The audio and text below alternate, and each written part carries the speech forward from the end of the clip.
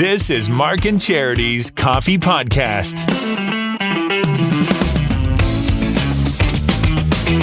Mark and Charity Coffee Podcast for Thursday, February the 16th, closing in on the family day long weekend. It's almost here. It's funny, like next week's the 4-day week, and yet this week is the fun week because we know it's coming up.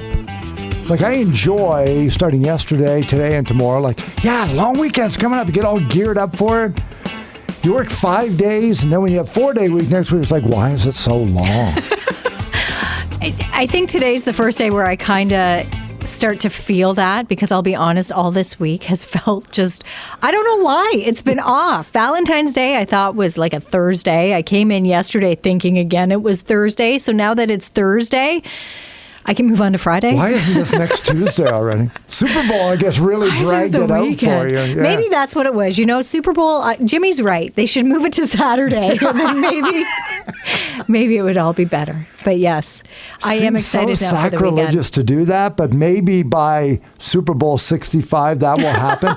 And in hundreds of years from now, when it's Super Bowl 331, they'll go, do you know this used to be on a Sunday? How did people do it? And then they'll say, was that when it was on Earth? Because they're living on another planet by then, and everything's science fiction. Because let's be honest, even on a Sunday, and I imagine the thinking, well, I know football's Sunday, but you have it on Sunday, and there's almost that you still have to be responsible because we all have to get up on Monday and get back to a normal life. But as we've heard this year, some are throwing that out the window and be like, no, now it's a holiday. Yeah.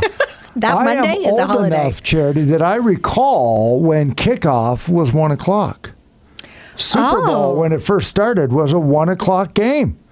It wasn't until, I don't even know. Tell me, Mark, tell me about these olden days, because I can't say that I remember them. It broadcasted in black and white, and it was on a brand new 12-inch screen. No, there was a time, because I remember, it's like something's Super Bowl was clicking 1 into o'clock. place, and that used to be the notion you'd be up forever. Yeah, who started that? Nobody ever broadcast the national anthem. People, but do you think it's because of what the halftime show and commercials have become? Well, prime time? The cost of commercials. So you could never charge a premium for a 1 o'clock game that you could on. I mean, take a look at ratings through the regular season. Any 1 o'clock game on a Sunday is good.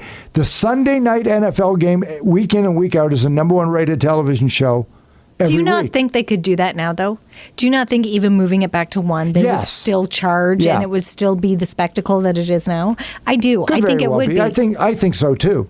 But for whatever reason, they changed it to Sunday night. They changed it tonight for just to make us all suffer the rest of the week. Just the National Football League.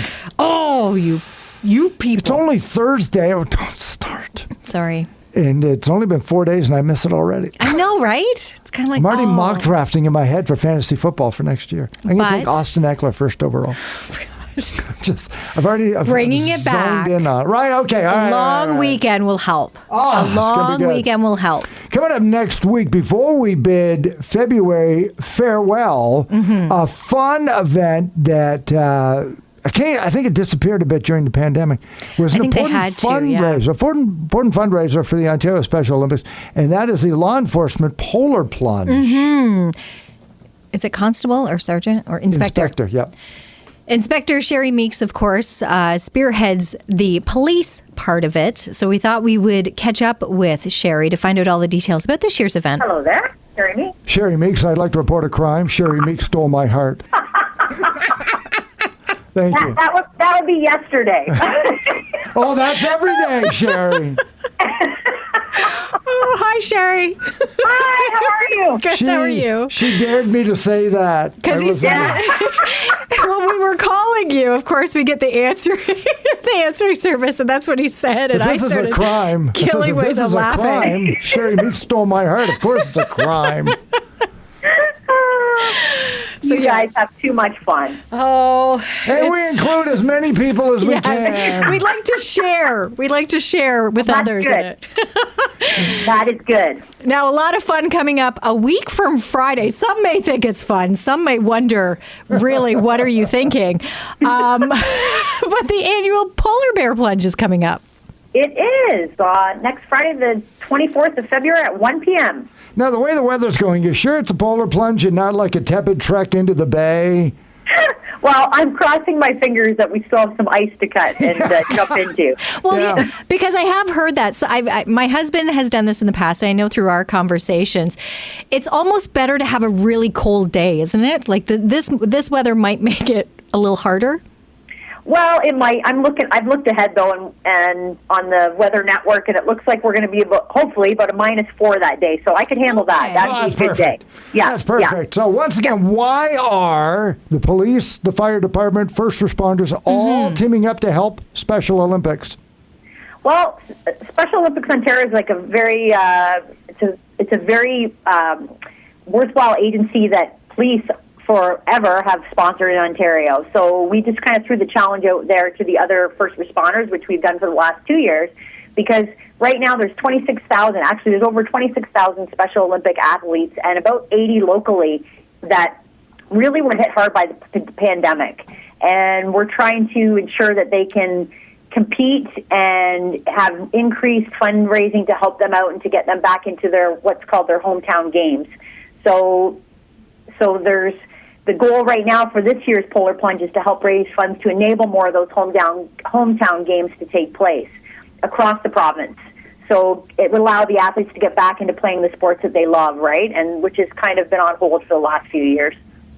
Now, as far as fundraising goes, Belleville is no slouch when it comes to making the top 10. Where'd you guys finish last year in the province? I'm not sure where we finally ended up. At one point, we were in the top 3. Yeah. I think we might have. Yeah, we were in the top 3. I'm not sure where we ended up at the end, but right now, I'm so proud of Belleville right now because we have a $15,000 goal, and I'm looking at it right now. We're up to $11,800 There we go. Awesome. I know. That's way more than last year, so I am really pumped that another week or so we will definitely meet that goal, if not surpass it. So where can people donate then, Sheri? Well, they can go online to polarplunge.ca and find the Belleville location, which is right there. They can either donate to the Belleville Polar Plunge itself, or there's individual teams there, like the Belleville Police Polar Bears, for example, that I'm part of, that they can donate to that team or to individuals. If there's someone they want to sponsor individually, it's all listed there so they can see exactly who they want to donate to. Are they all alliterations like the first responder Falcons? And, no, we've got, what do we got here? We've got the paramedic plungers. Right. They really should have thought that one through. We've got a team called Ice Baby. Yeah. And we've got the BQW, which is actually the Special Olympics team. They're called the Frosty O's. Oh, nice. Yeah, so they we actually have at least one athlete, if not more, jumping with us this year, which is a first as well. So I'm looking forward to that. Inspector Sheri Meeks of the Belleville Polar Plungers of some sort on the show this morning. Friday of next week is going to be the Polar Plunge at the Bay. Can people come out and watch, Sheri? Yes, this year, absolutely. If people want to come out, we are encouraging. Anybody wants to come and watch us take the plunge. Okay. Oh. And once again, hit polarplunge.ca. Keep us in the top 3, and more importantly, get our local athletes supported. Thanks for everything you're doing, Sheri, and good luck. Thank you so much. Have a great day, you two. I'm not going to let her on the show again if she's going to be so serious. I love speaking with Sheri. It's good but time. As she pointed out too, we mentioned about how the pandemic really affected not only Special Olympics but the fundraising part of it too. And this year, I love that the crowd is back because I do remember speaking to her last year and the year before. Like you weren't allowed to go. Right, they just went to be there. Yeah, it was just the participants that could go. And now that they've opened it back up, you can now actually watch our frontline responders, our first line responders, jump into the Bay of Quinte. I don't know if plungers was right. Like, I get what you're saying with the polar plunge, but it still sounds like you're unclogging a toilet.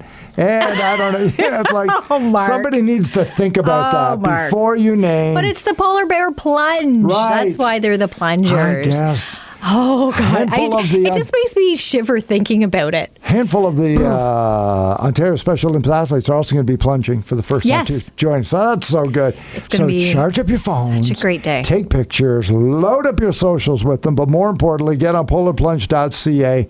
now. And you've got about a week to raise some money and keep Belleville in the top 3. And I think the OPP in Quinte West, or maybe it was the EMTs, somebody else was in the top 10. Like the Quinte region very generous. Very, very good. And very generous, they get the word out there. The participant, their numbers are up for participating, and the donors. This area, again, is just so generous. If I recall, I think Chatham won last year. We should never lose to Chatham in anything. Nothing. Okay. Chatham? No. We got this. We've got the bay. They've got whatever. I was going to ask what body of water is near Chatham. I don't even. It's not the Bay of Quinte. It isn't. No way. Not even close. So please make your donations. Get those in there and then take part next Friday. Coming up tomorrow, we've got to come up with a Family Day kind of song. I mean, I got one in my head, but that's the go-to song. For the Friday song, heading into the long weekend. You have one in mind, do you? Sister Sledge, We Are Family. But I don't know, right? See, that's why we picked our throwback songs as we did this week, because that's kind of the obvious one. Right, exactly. It's got to be something. So is there something else family-related we haven't thought of? Text it in, 613-962-0955. Charity will come up with something brilliant. The problem is it will be during the 8 o'clock news, and I got to scramble and find it. Probably Where were we on Wednesday with this song? Because the show is so well researched and executed. Organized, and yes, a lot of thought goes into it. If you don't believe us, tune in tomorrow morning. We don't know what it'll sound like. Come on, wake up with us tomorrow morning. We're going to get into the Family Day long weekend together on 95.5 Hits FM.